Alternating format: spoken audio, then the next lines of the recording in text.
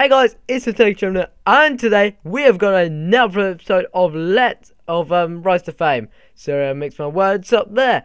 Just showing you what is sold from last episode's numbers. Choose. Just getting rid of them because that team was terrible. No way I'm keeping that. I didn't even keep the number 2 squad, and that team was full of beasts. Best team I've ever used in FIFA 13, pure and simple. So going into the last game ever with this Serie A team, I actually played 16 games with it, loved it that much, done so well with me. The squad builder for the new team will be out tomorrow. I know exactly what team to build for tomorrow. I haven't played a game with it yet. Normally I play like one game before just to see how good it plays, because I want to give a good feel with it, but just before I play with it. This guy's been a bit of a dick, refusing to change his kits, but also I was refusing to change my kits. And in their last game, oh my god, it was just the most annoying game I've ever played in my life, and you'll see very shortly. But the guy's team was pretty dumb. But he does have Breda Hangaland. And what the funny thing is, loads of players were jumping up for it, and he was just knocking them over with his huge size and injuring them. He jumped, they would jump really hard, he would barely jump, and he'd just smack them over. This guy is the aerial beast. I have to get this guy. He looks like a boss. But then Rodrigo Palacio, outstandingly shit today. Literally, you will see. Look, that miss was a first. This miss was even worse. Come on, mate. Every other player would hit that directly in the corner. We know that, or over if they're like a bronze player. But you know, you can't deal with that shit. But he does get a goal with Luis Suarez in the 21st minute. But, as I said, his defence was actually quite slow with Breda Hangaland. But as you know, he is so strong as a player. That guy's a beast. But then, Rodrigo Palacio is through and he hits the post again. I think I'm saying it a bit wrong. But then the ball comes in again. Nothing comes of that again. Great defending from Breda Hangaland. Just slamming that guy. I think that was Breda Hangaland. So going to half-time, 1-0 down. Palacio outstandingly shit today, missing ridiculous amounts. But watch this. Takes past 1, takes it past 2, slides it through Fellaini, crosses it in. Guarin, oh, Freddy Guarin with one of the worst headers I have ever seen. If I'm a little stuttery today, I am looking out my window because it is snowing a fuckload. Come on, guys, we gotta win today. This is a game we have gotta win. And then we get Demba Ba shitting on us with a fucking beastly shot from outside the box. I hope this guy gets disconnected, because this guy was getting the bare luck. Oh my god. If Rodrigo Palacio could just finish, which is what he's supposed to do, but then Zarate is through. You know that's near post OP, and you know that's a goal, lads. So, Zarate, one of the best players in the game, for sure. All the pace in the world. What is there to hate about Zarate? Is there? There's nothing. You can't catch him. He's so fast. I've got to have him in another squad builder sometime. But what was the game? We lost 2-1. So it's a bit annoying. We went out with a loss with this team. I am going to be doing the review in a minute now. Just talking about the team. Who to buy, who definitely not to buy, because there are players not to buy in this team. Yeah, there were a couple of wankers who did not do anything. But there were people who were dumb. Complete and utter dumb. So we've got to talk about Sebastian Frey. Played 16 games, did not see him being that good, even though those are some pretty beastly stats. And he's not as good as he was back in the day of FIFA, when he was like 85 or 86, when he was a beast. But it's 350 coins, but not going to buy that guy again. Then we got Jonathan Moreira. As you know, he was an alright player for me, very quick, as you know. Probably wouldn't have done as well with Liechtensteiner with his a lot less pace than he does. But Liechtenstein is a beastly defender. Obviously, I wanted Abate, but obviously all these teams are budget for a reason, for me and for you. Then we got our main man at the back, Gambarini. Also we got Ogbonna. Did get a goal actually. Great header of the ball that he got. It wasn't filmed, which is why there are 16 games, because it wasn't filmed. But can't complain about this guy. He's pretty dumb. But then, oh man, our great Angelio Ogbonna, who's soon to be in the Premier League wearing an Arsenal shirt. What a beast. 6'2". What a load of pace. The non-shiny Chiellini, just a beast. Then we got Pablo De Chega. Not buying this guy ever again. I know he's very all-rounded, which is very nice, but he couldn't really keep up with many people with his... And his 2-star weak foot and 2-star skills was a little bit annoying. Then we got the big boy, Claudio Marchisio. He was such a great player, in control of the midfield all the time. Passes the ball around lovely.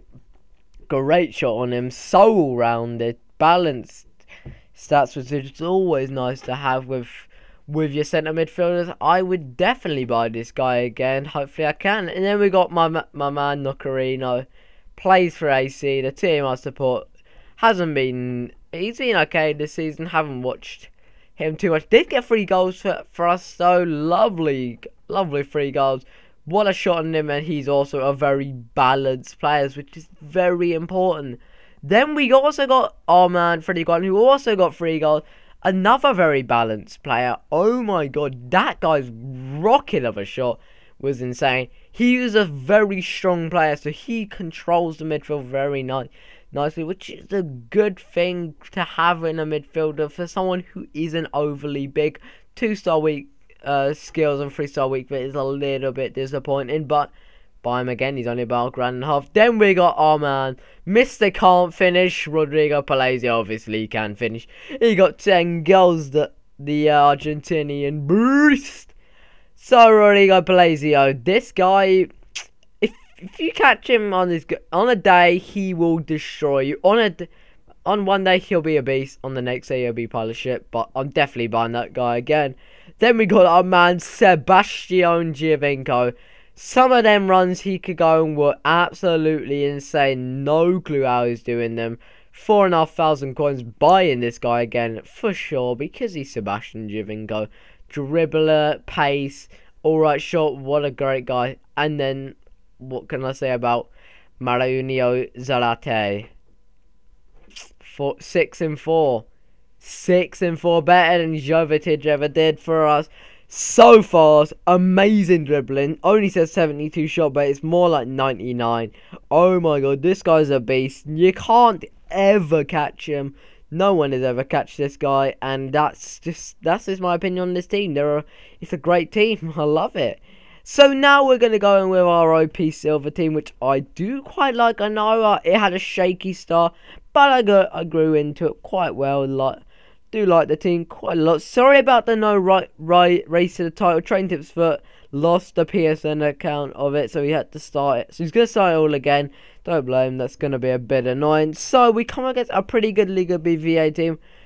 But I do see Mascherano, who we all know can't win headers for shit. He's like ridiculously bad in the air. But as you know, his defensive stats are so unreal. Getting past him is impossible. Look at Scott Brothers out muscling Jesus Navas, but nothing came of it. Wangiema should have done better though.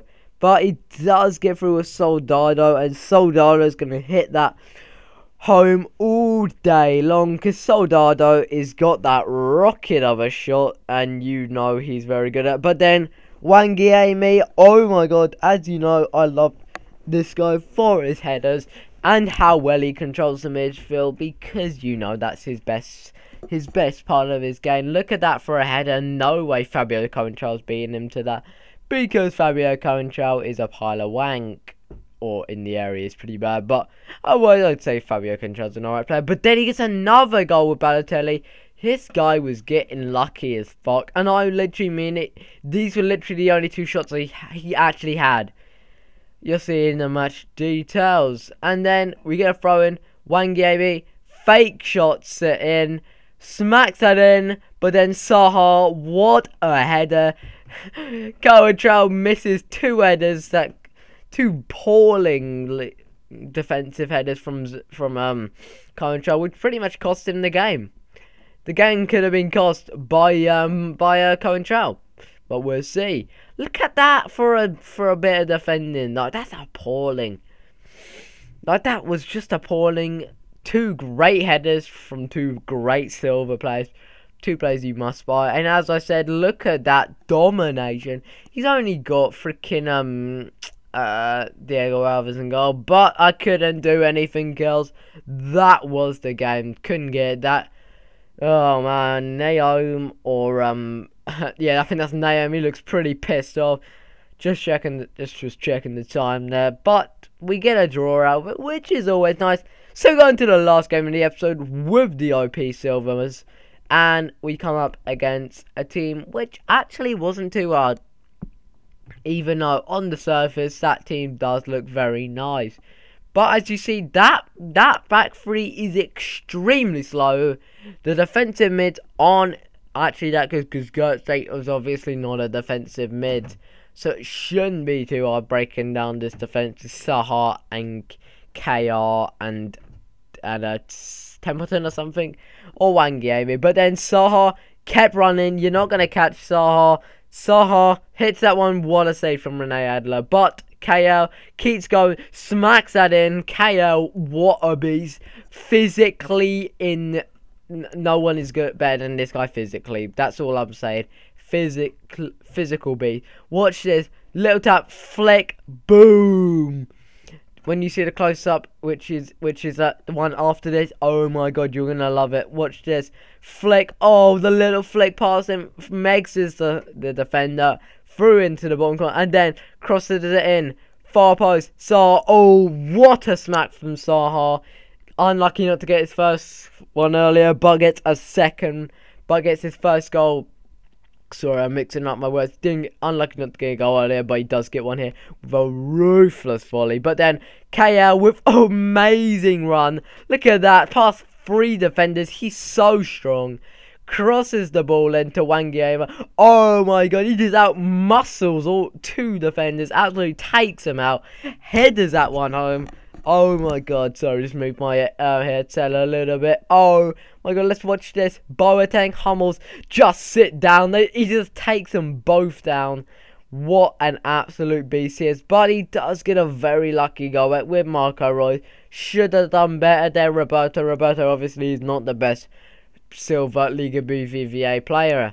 As you know, there are quite a lot. But he gets a corner, and you know Jerome Boateng is there to get the revenge. Absolutely smacks that into the crossbar. Obviously, David Templeton is not going to be able to reach that. Look how high he can jump compared to him. But that's all right. It's half time. We're one goal up. It's 3-2. This team has done some amazing header work. KL blatantly the man of the match, but then Saha unlucky not to get a goal that hits the outside of the post pretty annoyingly. But you know, you can't do everything perfectly. This was a very annoying one, but you know, you can't do anything about that, can you? But then Saha's through again, near post IP, pretty much an identical goal to the Zarate goal. As you know, I love that guy, and I also love Saha. I recommend him. He plays in the second Bundesliga, so he's pretty cheap. Look at that, just keeps running. 88 acceleration means he's off in a flash.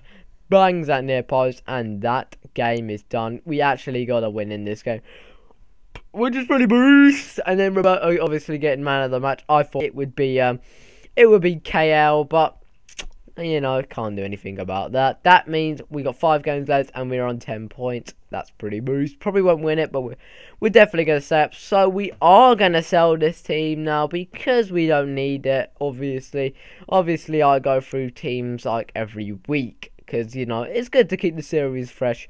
I think you all like seeing new teams every week, but you know, I know, yeah, I think you all like to see new teams every week. I definitely like building new teams every week. It's definitely a fun thing to do because every week is good. It's good. Sorry, the audio just split there. My computer froze towards the end. I didn't want to repeat the whole audio again because it's like a 15-minute video.